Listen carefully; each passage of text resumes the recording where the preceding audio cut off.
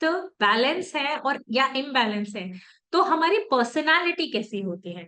सो अगर आपकी बॉडी में पित्त बैलेंस है तो मतलब इंसान की लीडरशिप क्वालिटी बहुत अच्छी होती है, सोशल लाइफ बहुत अच्छा है, इंसान अट्रैक्टिव होता है, बहुत ज्यादा कॉम्पिटेटिव होता है और आगे बढ़ने की चाह भी रखता है एंड सक्सेसफुल भी होता है, सेल्फ डिटरमाइंड होता है, इंटेलिजेंट होता है, उसका एनर्जी लेवल बहुत हाई होता है, वो किसी भी स्किल को सीखता है उसमें दी बेस्ट हो जाता है और उसके बेस्ट रिजल्ट देता है, बहुत ही स्ट्रांग होता है और उसकी डिजायर्स भी बहुत बड़ी होती हैं जिसको वो अचीव भी कर पाता है। उस इंसान की स्किन एंड हेयर दोनों बहुत ही हेल्दी होते हैं, ब्लड सर्कुलेशन अच्छा होता है और उसकी आवाज में दम होता है, राइट।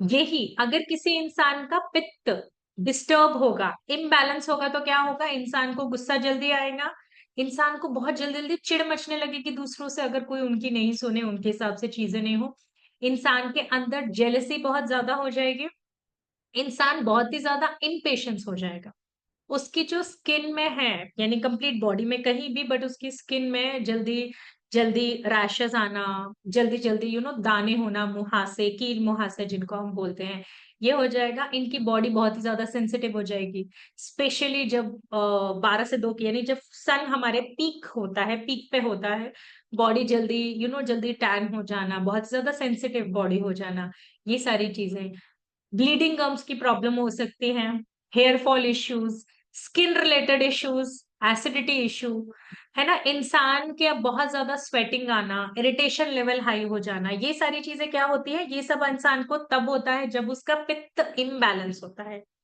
राइट। सो अभी नेक्स्ट है वाता दोष। वाता दोष अगर बैलेंस है तो इंसान की पर्सनालिटी कैसी होगी, इंसान बहुत ज्यादा एनर्जेटिक होगा, बहुत ज्यादा एक्टिव होगा, हर काम बहुत ही ज्यादा बोला और तुरंत करेगा, बहुत ही ज्यादा क्रिएटिव होगा, कम्युनिकेशन स्किल उसका बहुत अच्छा होगा, किसी भी चीज को बहुत अच्छे से एक्सप्रेस कर सकता होगा, इंसान बहुत ही क्विक लर्नर होगा, मल्टीटास्कर होगा, ठीक है, बहुत ही ज्यादा काइंड हार्टेड होगा, बहुत ही ज्यादा हैप्पी हैप्पी रहता होगा, he is full of enthusiasm, जो पर्सन होगा वो ही और शी हो, फुल ऑफ एंथुसियाज्म होगा, उसकी मेमोरी बहुत अच्छी है, यानी कि जो चीज पढ़ेगा उसको बहुत अच्छे से याद रहेगा, रिमेम्बर उसको बहुत ही पुरानी चीजें भी हमेशा याद रहेंगी। और अगर किसी का इम्बैलेंस है तो क्या होगा, इम्बैलेंस है तो इंसान को बैक पेन का प्रॉब्लम, मेंसुरेशनल डिसऑर्डर की पीरियड्स में पेन होना, डिले होना, जल्दी हो जाना, साइकिल प्रॉपर नहीं होना, एब्डोमिनल पेन, स्किन जल्दी ड्राई हो जाना, कॉन्स्टिपेशन का प्रॉब्लम, ये सारी चीजें कब होती हैं, जब आपका वात इम्बैलेंस होता है।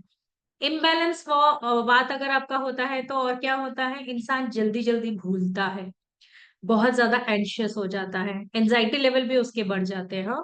बहुत ज्यादा मूड स्विंग्स होते हैं, बहुत ज्यादा सेंसिटिव हो जाता है सर्दी जुकाम को लेके, थोड़ा सा कुछ हुआ सर्दी जुकाम हो गया, सुबह उठा बेड से नीचे जमीन पे पाँव रखा तो बेड वार्म था, जमीन ठंडी थी, उस पे पाँव पड़ा तो क्या हुआ, जल्दी इसको उससे भी सर्दी जुकाम हो गया, हाँ।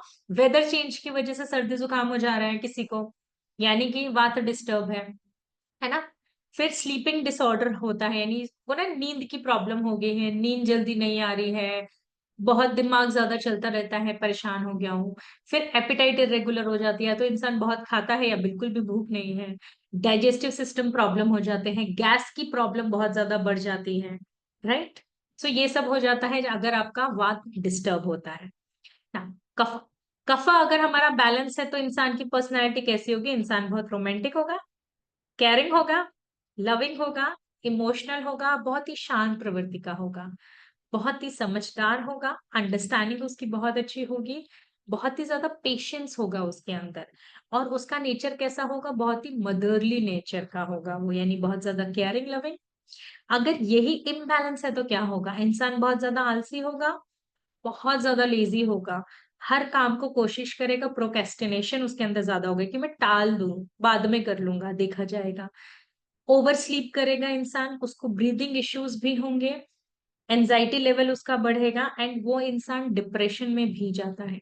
एंड जिसका कफा बहुत ज्यादा डिस्टर्ब होता है वो इंसान सुसाइड भी अटेम्प्ट करता है, राइट। इसके साथ ये आपको ब्रीदिंग इश्यूज देता है, अस्थमा का प्रॉब्लम, आपको रात रात में आप ठीक हो, सुबह उठे जुकाम हो गया, राइट? आपको थोड़ा सा भी चीजें चेंज हुआ, बाहर बारिश का मौसम हो गया, खिड़की खुली रख के सो गया, सुबह जुकाम हो गया। छोटी छोटी चीजों से जुकाम हो जाना, जॉइंट पेन, ये सारी चीजें कब होती हैं? जब आपका कफा डिस्टर्ब होता है। अगर हम इन्हीं चीजों को बैलेंस करके चलेंगे ना, तो हमारी लाइफ बहुत ज्यादा अच्छी हो जाएगी। अभी हमें कैसे पता लगेगा कि हमारी डेट ऑफ बर्थ के हिसाब से हमारी प्रवृत्ति क्या है, हमारी बॉडी टाइप क्या है? तो सबसे पहले जो लोग 1 तारीख को पैदा हुए हैं उनकी बॉडी टाइप है पित्ता। 2 तारीख वालों की बॉडी टाइप है कफा। 3 तारीख वालों की भी बॉडी टाइप है कफा। 4 तारीख वालों की बॉडी टाइप है वात। 5 वालों का वात है। 6 वालों का कफा है। 7 वालों का भी कफा है। 8 वालों का वात है और 9 वालों का पित्त है।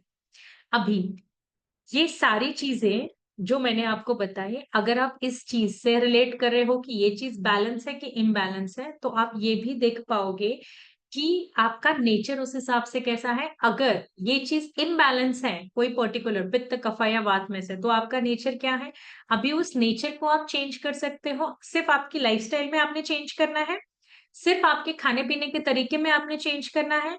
अगर आप वो डिसिप्लिन ले आए खाने पीने लाइफस्टाइल में, अगर आप वो चेंज ले आए, सो यही चीजें आपको बहुत आगे ले जाएंगे, राइट? और आपका बहुत अच्छा आपको रिजल्ट मिलेगा। मैं आपको एग्जांपल दूं 1 नंबर वाले लोगों का। Mukesh Ambani is 1 number.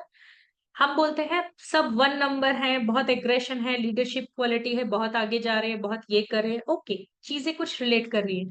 But क्या सचमुच वो अपनी लाइफ में बहुत ज्यादा आगे जा रहे हैं?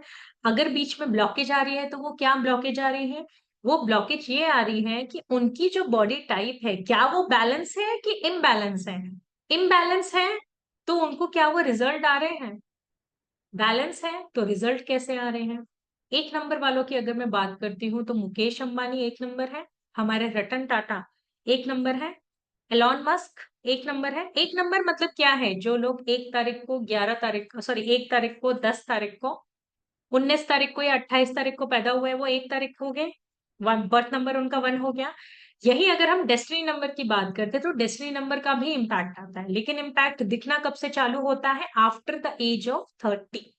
सो अगर आपकी एज 30 से कम है, तो बर्थ नंबर के साथ, बर्थ नंबर की प्रवृत्ति ये है। लेकिन अगर आपकी डेस्टिनी नंबर जो है, जैसे फॉर एग्जाम्पल कोई 1 और 2 के कॉम्बिनेशन का है, यानी किसी का डेट ऑफ यानी बर्थ नंबर 1 है और उसका डेस्टिनी नंबर 2 है, तो इंसान की टेंडेंसी क्या हुई? इंसान की टेंडेंसी पित्त की हुई, जो उसको बर्थ नंबर से मिला है। एंड वो देखेगा 30 के बाद उसको सर्दी जुकाम या जल्दी जल्दी सेंसिटिव स्किन, ये सारी चीजों की प्रॉब्लम वो फेस कर रहा होगा। क्यों? एंड 35 के बाद वो देखेगा कि उसकी बॉडी टाइप में तो बहुत ज्यादा चेंजेस आ गए हैं। तो क्यों? क्योंकि उसका जो डेस्टिनी नंबर है वो कफ प्रवृत्ति का है, तो वो उसके अंदर क्या क्रिएट कर रहा है? ये सारे इश्यू।